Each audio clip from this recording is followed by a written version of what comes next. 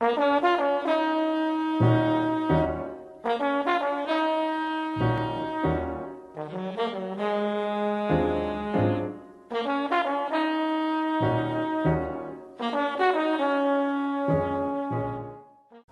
noite, senhoras, boa noite, senhores. Hoje nós vamos conversar com um engenheiro que fez um milagre.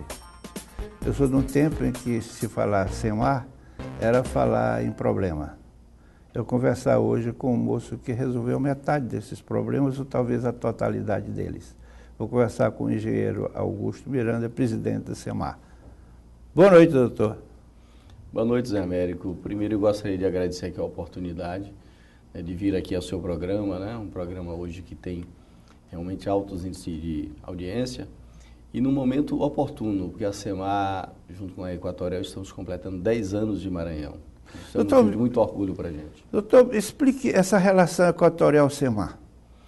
Equatorial, ela é a holding, né? Ou seja, a empresa que detém, Sim. É o veículo que compra ativos ativos elétricos no sistema elétrico brasileiro.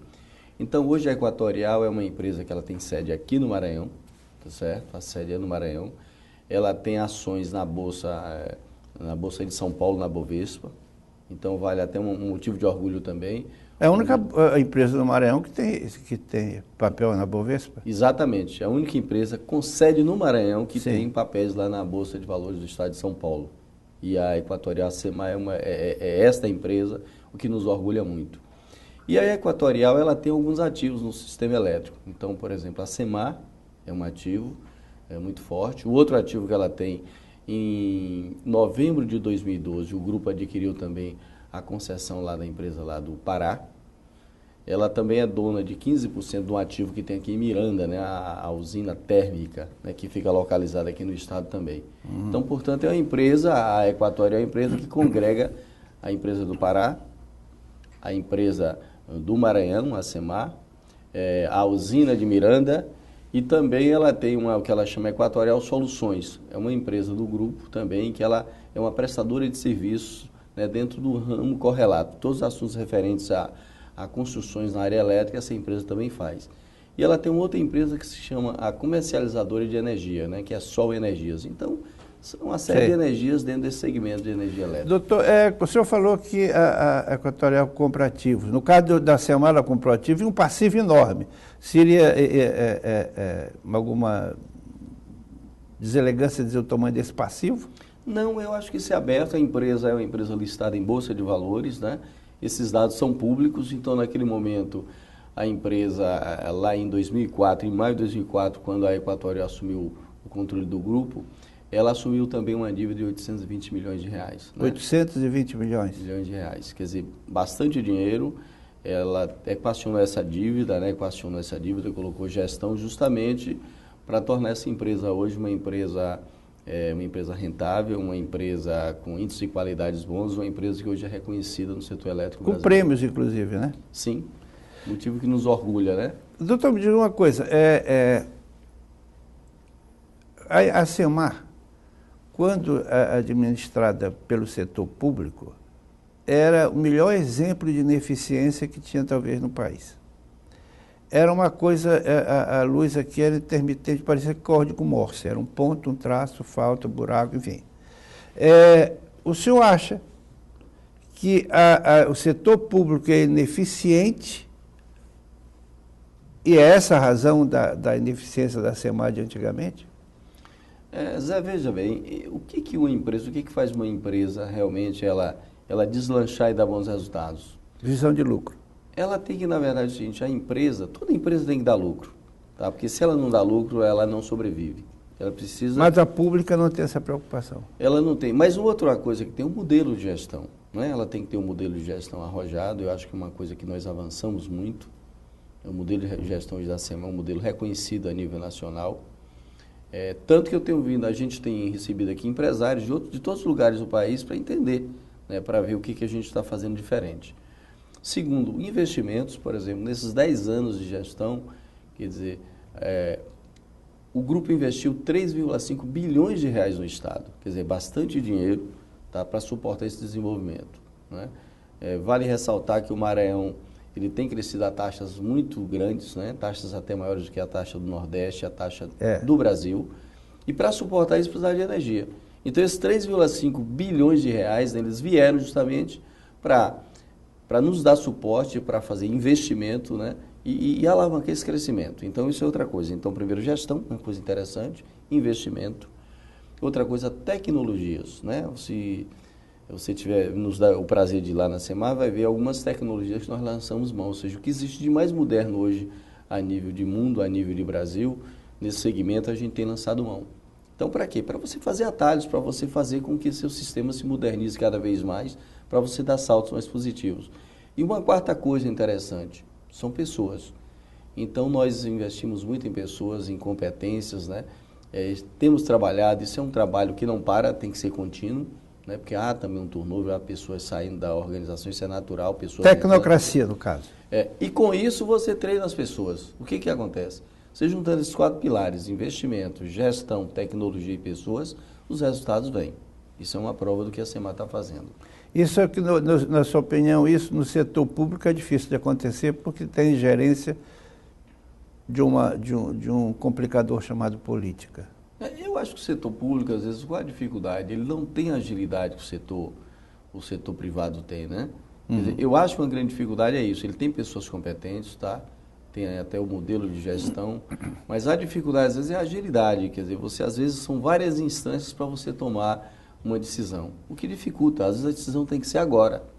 Doutor, qual é o grande salto inicial Equatorial Semar para Semar pública?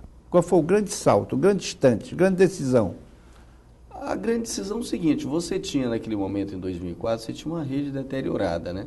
Por exemplo, você tinha cidades como Caxias, cidades como Pinheiro, que a própria rede, o estado da rede limitava o crescimento da região.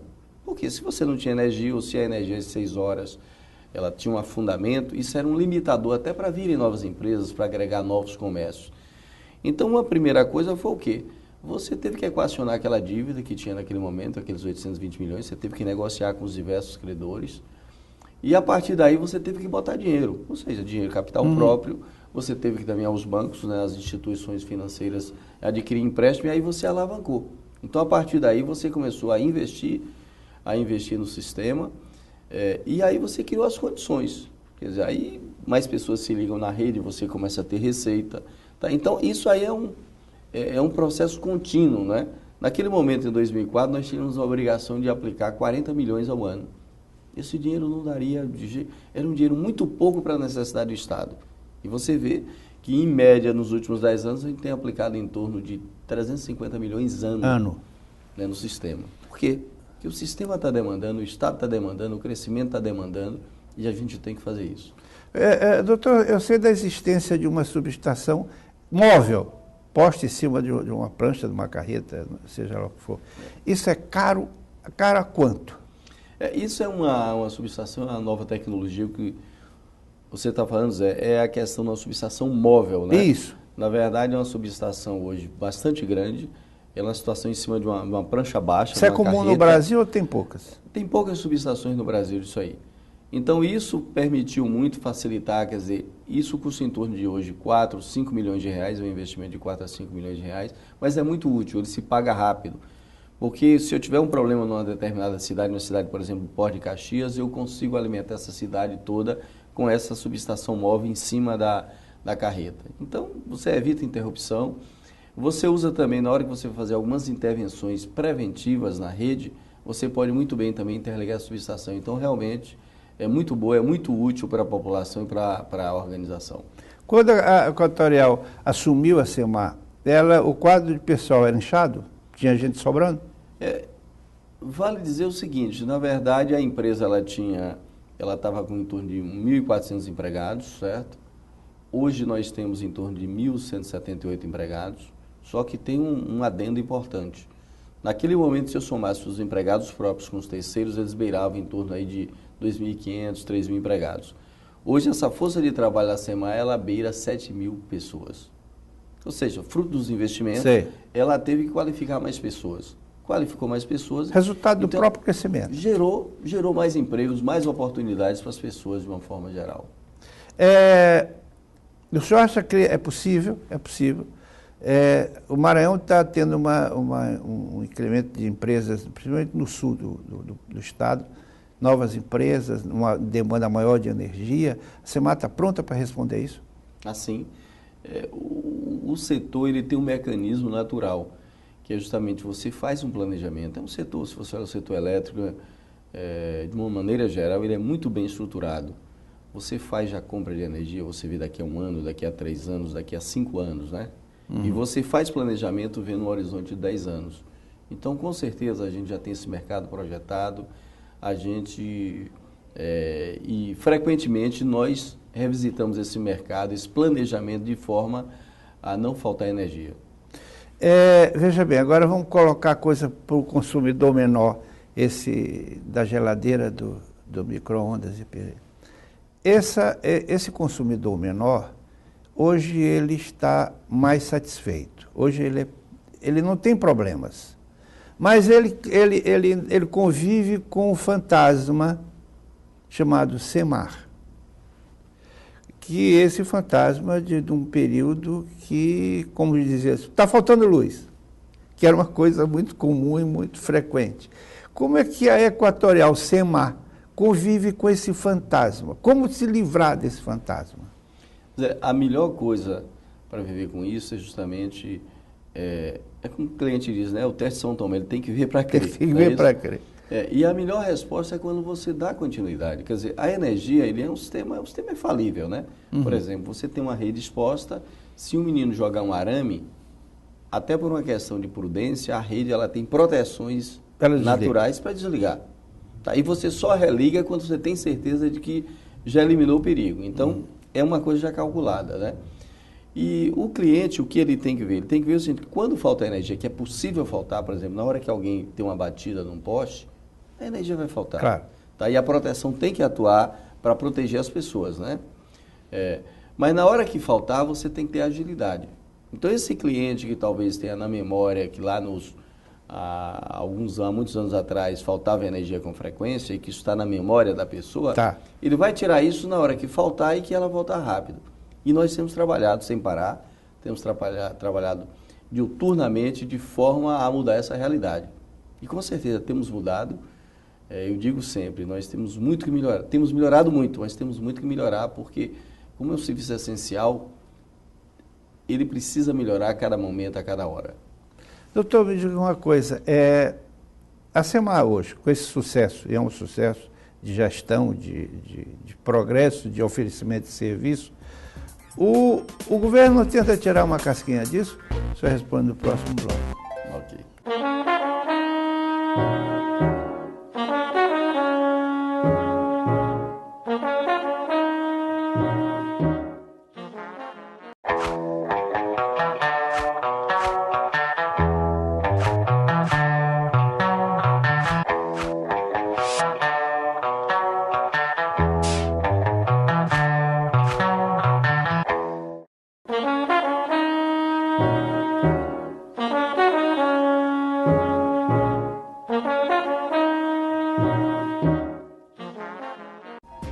Bom, doutor, a pergunta é a seguinte, veja bem. No inconsciente popular, a SEMAR ainda é ligada ao governo, embora a gestão seja privada. Mas ainda é no inconsciente popular ligada. Numa época, no ano de 2014, o ano eleitoral, você acha que o governo pode querer tirar uma casquinha dessa eficiência da SEMAR? Américo, veja bem, a energia elétrica, pela essencialidade dela, né? Ela anda permeando, ela está em todos os lares praticamente, vale lembrar aqui que o Maranhão já está praticamente universalizado, né? É uma coisa interessante, é um dado muito interessante. E o governo, na verdade, a SEMAR, como ela lida com um produto que justamente, que bate na satisfação das pessoas, que bate nos envolvimentos, você tem o governo, por exemplo, de alguma forma ele tem um envolvimento, por exemplo, o governo federal. O governo federal ele tem um programa como Luz para Todos, né, que é um programa que é subsidiado, onde ele entra com 85% do programa, a SEMAR entra com 15% desse programa, certo? E aí é uma maneira, então na hora que a SEMAR, como executor, ela faz essas obras, ela executa esse programa, Quer dizer, as pessoas também fazem uma ligação com o governo, para o governo federal. O governo estadual, onde é que nós trabalhamos muito com o governo estadual? Quer dizer, para expandir o sistema, a gente faz aqui planejamentos. E é vital que para você fazer um planejamento mais estratégico, você busque o governo para saber onde é que o governo está expandindo o estado. Por exemplo, se eu vou ter um polo pesqueiro lá na região de Tutóia, se o governo dá essa informação, a gente troca essa informação, eu vou expandir o sistema elétrico lá para Tutóia. Sim, Quer dizer, claro. se você tem, por exemplo, o eixo, a zona de Caxias, criando um centro industrial, ou a zona de Timon, quer dizer, tudo isso são insumos que a gente tem. Então, na verdade, a aproximação é muito nesse sentido, de planejamento. Eu acho que o uso político não tem, porque a empresa é uma empresa privada. E, na verdade, eu acho que como uma empresa que lida com um bem público, né, que é a energia elétrica, né, ela tem interesse em levar energia para onde tem a população, para onde tem demanda. Eu acho que a relação, ela permeia muito por aí. Uhum. Mas é uma empresa privada, ela tem vida própria hoje, ela se relaciona com os órgãos, mas não tem uma interferência política para dizer, olha, você vai ter. Não. Isso é uma relação saudável, uma relação empresarial, que é o que acontece na prática. Relação saudável não é uma coisa normal, não é uma coisa comum na política brasileira. Mas vamos jogar isso para lá e continuamos nossa conversa sobre energia. O grande problema do Maranhão, doutor, qual é? O grande problema do povo. Qual foi? Na hora que o senhor entrou, a Equatorial tomou conta do bolo, sentou e disse, bom, qual foi o grande problema, além da dívida? Primeiro, uma empresa que ela tinha, apesar dela ter uma margem, ela não gerava resultados, né? Ela não se sustentava, tá certo? No longo e médio prazo. Você teve que equacionar a dívida para fazer isso. Do ponto de vista de energia, o que acontece? Ela tinha uma demanda, o que se chama uma demanda reprimida muito grande. Ou seja, significa o seguinte, se uma indústria quisesse lá em 2004, 2005, 2006 se implantar em Caxias, ela não conseguia, porque não tinha energia suficiente. A própria rede, ela não tinha rede para escoar essa energia. Na região de Pinheiro e assim por aí, em Balsas, né, nessa região.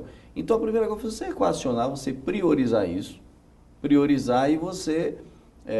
você fazer investimentos. Quer dizer, vale lembrar, por exemplo, Imperatriz, que é a região que está crescendo aí. Qual foi o desembolso inicial?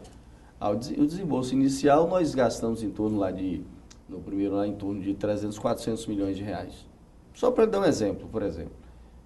Imperatriz agora, nós acabamos há 6 meses atrás, nós iniciamos uma nova subestação, isso é um investimento que vai custar em torno de 20 milhões de reais. Agora, em julho, até o final de julho, início de agosto, nós estamos inaugurando uma outra subestação, em torno de isso para satisfazer a demanda que está crescendo demais lá. A demanda está crescendo. Lá está crescendo em todo o mercado, crescendo em torno de 12%, 13%. Se você não tiver celeridade... 12% ano. Ao ano, sim, que é taxa chinesa, tá? São taxas realmente significativas. Então, se você não tem agilidade, você não suporta esse crescimento. Agilidade, nesse caso, ouça-se também capital. Capital, você tem que ter dinheiro para você fazer aporte de capital e também velocidade, né, nos seus processos para fazer as obras.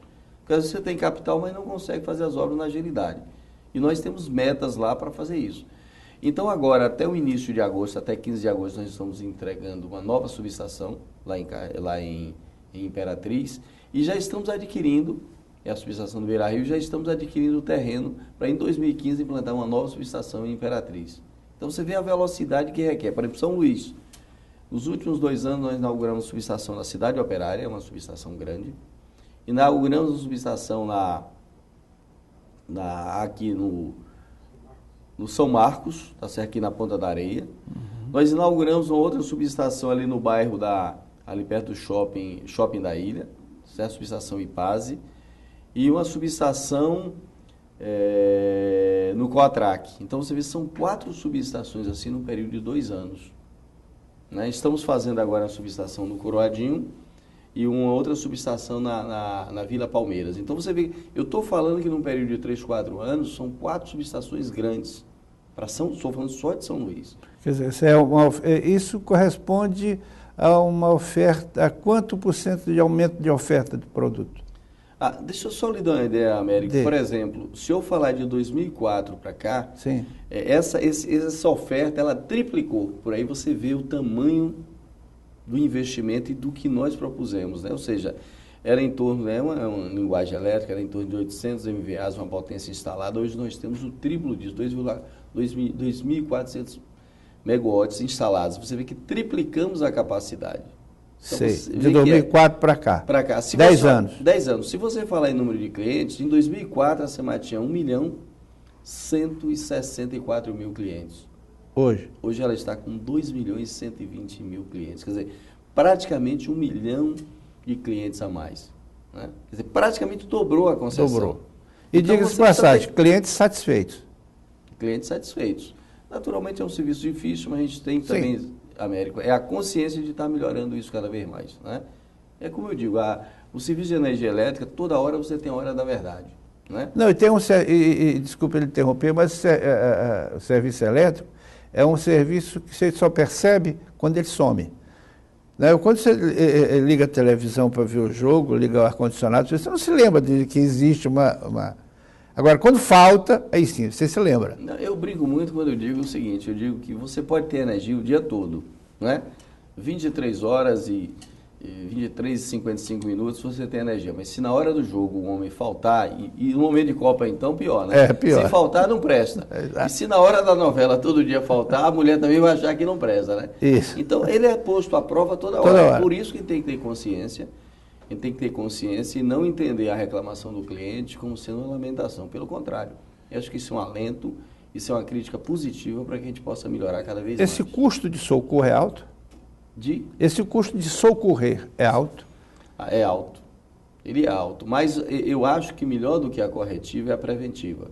O que você faz hoje, quando eu te falei dos investimentos... Doutor, deixa eu interromper. Tinha um negócio aqui no Maranhão que a SEMAI botava a culpa, então, no recuo de uns 12 anos para trás, era o salitre. Tudo que acontecia na rede elétrica do Maranhão era culpa do salitre. E não existe mais salitre na ilha de São Luís. O que foi que aconteceu? Na verdade, o salitre ele é um agressor. O setor elétrico, sim, claro. a rede elétrica, ela tem justamente na hora que ela tem a própria água, né, que ela diminui, que se chama rigidez, né, a isolação dos equipamentos é natural. Né? O salitre ele termina também ajudando, fragilizando isso. Mas eu acho que ao invés da SEMAI ficar reclamando e botando culpa no salitre, no famoso salitre, que é um problema real, mas ela tem tecnologias. O que ela fez ao longo desse tempo foi investir em equipamentos resistentes a isso. Então você supera aí, na verdade... Você é uma forma de conviver pacificamente com isso. Quer ver, Américo? Vou lhe dar um outro exemplo. Eu não sei se você já percebeu algumas redes aí que ela com um fiozinho preto e vermelho e branco. Não sei se você viu aí na rede. É porque antes a rede, por parece exemplo, uma cobra coral. Exatamente. O que é aquilo? Aquilo é tecnologia, são os equipamentos novos que tem no setor, tem a nível de mundo e que nós vamos buscar.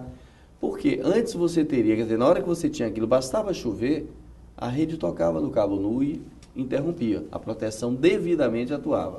O que aconteceu agora? Com aquilo convive pacificamente com a rede. Então pode chover, pode fazer isso. Então, quer dizer, é você buscando tecnologia para conviver pacificamente com as adversidades, né, naturais que tem. Então, se você olhar hoje, vive, a rede vai, ela não sai, o cliente mais satisfeito, né? Quer dizer, toda a cadeia você termina realimentando com essa nova tecnologia. Doutor, outro dia eu passei numa praça e vi uma série, era mais de 100 geladeiras. Era a SEMAI trocando geladeira. Me explique essa troca, como é que essa coisa fica eficiente ou isso é apenas uma benesse da SEMAI? O que é isso? Não, isso é um programa, até um programa que a própria ANEEL estabelece que a gente tem que fazer em vários ângulos para você racionalizar a energia ou a conta de energia do cliente. Observe que esse é um programa de geladeira, ele é destinado a pessoas de baixa renda. Então, são aquelas pessoas que, naturalmente, elas têm dificuldade, né, de conviver com o próprio orçamento, ela tem um orçamento apertado. E o item energia também, ela tem dificuldade de pagar. Então, uma maneira da gente é o seguinte, a pessoa tem uma geladeira, às vezes a borracha não veda, às vezes está furada, ela já está velha, e isso faz com que a conta de energia dela aumente. Então, uma maneira que nós achamos foi fazer a troca dessa geladeira. A gente recolhe essa geladeira velha, tem uma empresa especializada para tratar aquele gás, né, que é nocivo ao meio ambiente. Toda aquela lataria, ela é dado um determinado destino, né, uma empresa especializada faz isso, e você doa para o cliente uma geladeira nova, uma geladeira eficiente. O que significa? Você racionaliza a conta de energia daquele cliente. Então, não é interessante você ter um cliente que não tem um poder de pagamento e que ele tem uma conta, ele nunca vai pagar, está acima da capacidade dele. Na hora que você der essa geladeira, você disciplina, a conta dele fica a conta... Dentro do orçamentozinho dele, beleza. Dentro do beleza. orçamento ele consegue pagar, ele consegue ter o benefício de ter uma geladeira, de ter uma água gelada, de conservar um alimento e também, e cabe dentro do orçamento. Acho que isso é interessante para ele, é interessante para a concessionária, é interessante para a sociedade. Agora me diga uma coisa, qual é o grande desafio de 2014? 2014. O grande desafio. Nós temos o senhor responde no próximo bloco.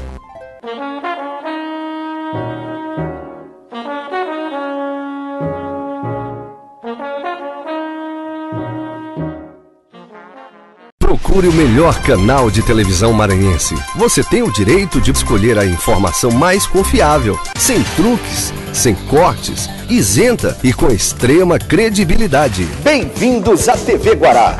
Acreditamos que uma nova comunicação é possível. Somos diferentes por natureza. Aqui falamos de tudo, sem preconceitos, com muita inteligência e uma boa dose de humor. Paula, eu sempre quis ter acesso a uma TV com liberdade de expressão. Que liberdade é essa, pequena? Tu não sabe o que é expressão, preto? Cala a boca, Zé Maria. Tome jeito de homem, Zé Maria. E de Gé, deixa eu lhe explicar uma coisa. Liberdade de expressão você encontra todos os dias aqui. Pra teu governo, Eider Lucena, eu gosto mais é do avesso. Somos um time de Gé e nesse time joga a melhor equipe de jornalismo do Maranhão. Comunicação com responsabilidade. Aqui fazemos jornalismo com seriedade. Aqui não existem acordos e conchavos. Aqui só existe jornalismo. Na informação não existe meio termo. Transparência é um caminho sem volta. Aqui nós não temos um lado, nós estamos do seu lado.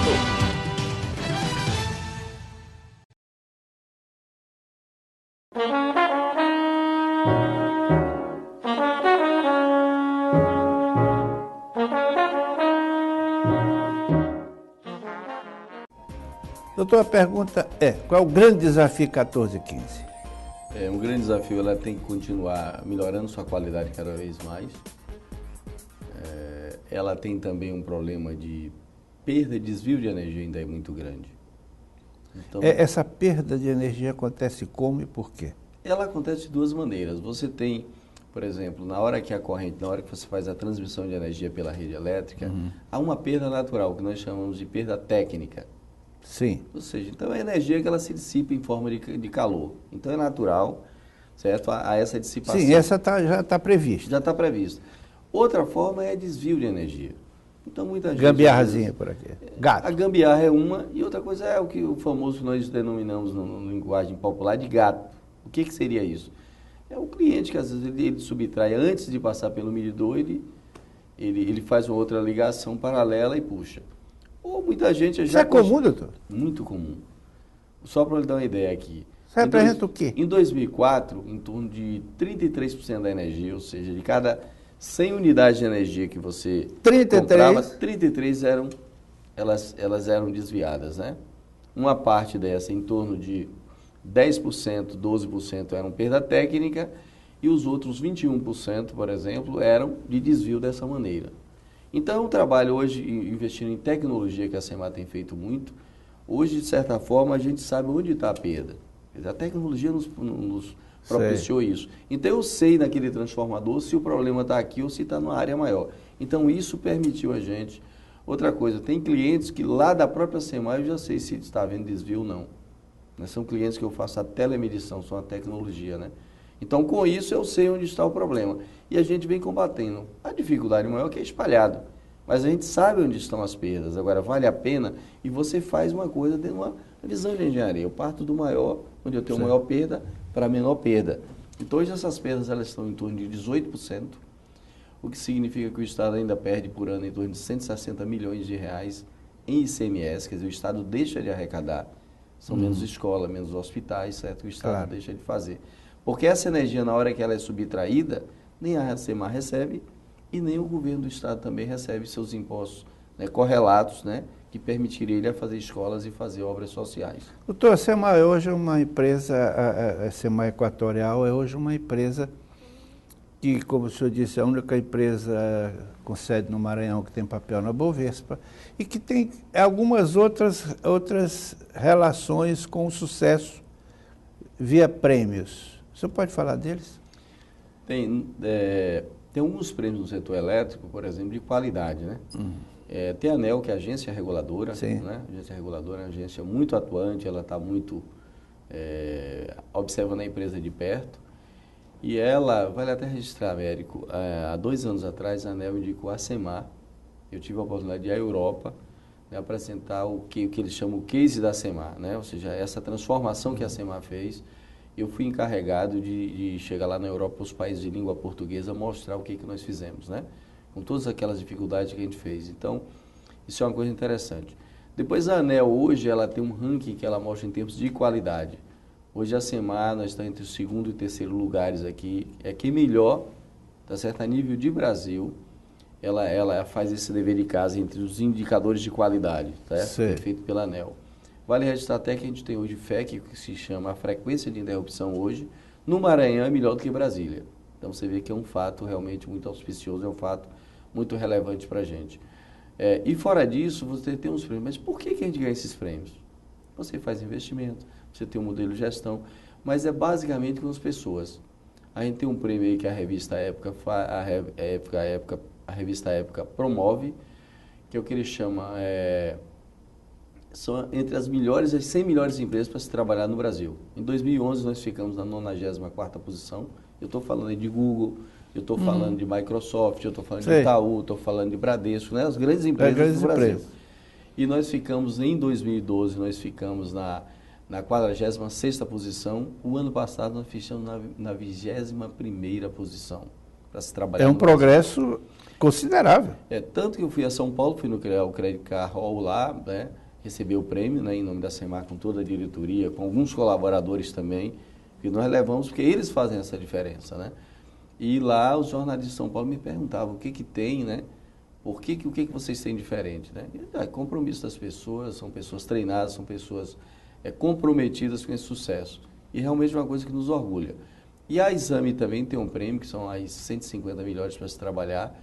Ela não ranqueia quem está em primeiro e segundo. Nós estamos também entre as 100 melhores, segundo a revista Exame. Então você mostra que a revista Época, a Exame também, são prêmios significativos, prêmios que dota o Estado, né? Isso tem realmente despertado a curiosidade de outras empresas para entender o que nós estamos fazendo aqui no Maranhão. Nós temos que considerar, doutor, que 10 anos, se tirar uma empresa deficitária, sem a menor perspectiva, de uma ineficiência nível 100 para essa posição, é um milagre. É um salto de qualidade imensurável. Quer dizer, a simples estatística não dá para qualificar isso. Eu tenho visto também a SEMAR participar de eventos culturais. Isso é um foco para se aproximar dessa massa geradora de cultura? E outra coisa, Américo, você vê que a SEMAR, ela está, como eu disse anteriormente, o serviço está quase universalizado. Você está falando mais de 20, 30 mil, 40 mil pessoas que ainda não têm energia no Estado, o que é um dado significativo. E ela tem que se aproximar da sociedade. Então, ela tem investido muito em programas sociais, né?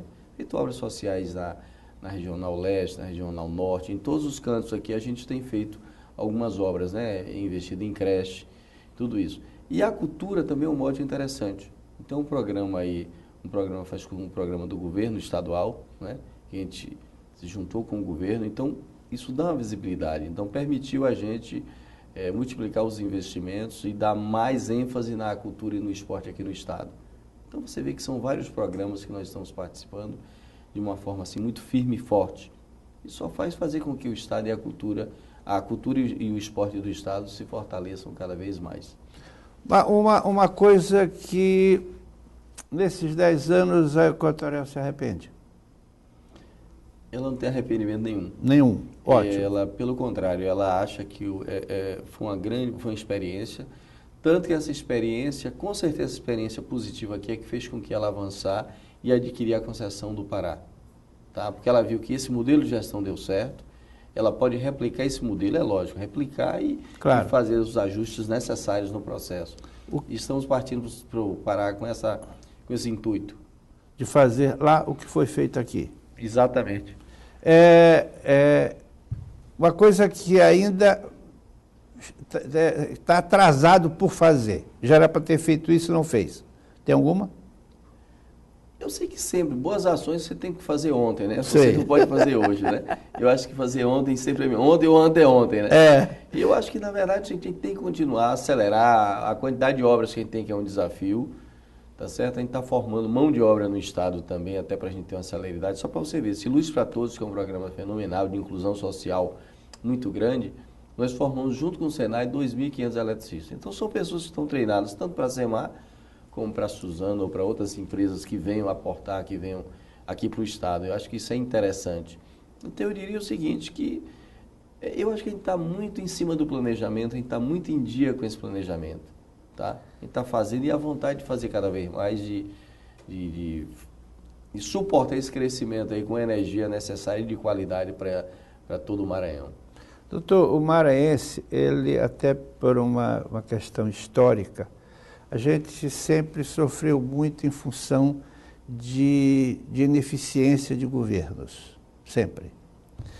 Sai A, entra B, muda o ator, o texto é o mesmo, o espetáculo é o mesmo, muda só o elenco. Isso vem sempre acontecendo, independente de quem esteja sentado na cadeira.